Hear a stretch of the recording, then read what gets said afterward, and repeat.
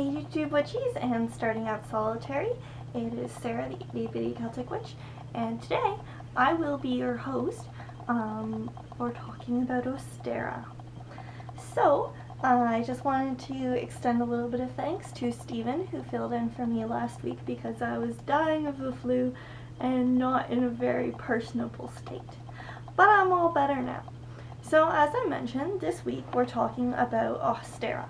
And if you don't know what Ostara is, it is the pagan celebration of the spring equinox. And this occurs on March 20th or March 21st, depending on the year. And it's a celebration of spring and new life returning. It's a time to connect with the Fae, if you are interested in their presence or have felt their presence around your house. Some thoughts that I have about it. It's kind of like, I guess you could say it's like Easter, except it's on the day that it feels personally more natural to me because it's the beginning of a new season rather than in the middle of a full moon cycle. I don't quite understand why Easter is that date. It doesn't make sense for a celebration of springtime. But that's okay because every religion has their own reasons, right? So for my Ostara celebration, I had a really quiet Ostara. It was just before I started getting the flu. So I was feeling a little bit under the weather and I was pretty busy with school and stuff. So I had a really quiet celebration. I just got out a little, I guess, a fancy plate that I decorated with glass paint. And I made some fairy wine, which is super simple to do.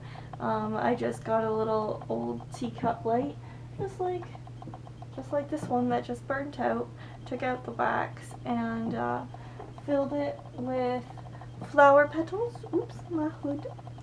Filled it with flower petals and just some white wine that I had in the fridge, and I left it out for them. And I also lit one of my Ostara candles that I had made for my shop. I made a couple extra for myself as well, and those were green and apple scented and had little flowers in them. And then I just sprinkled peridot crystals around the edge just to emphasize the green and the returning of spring.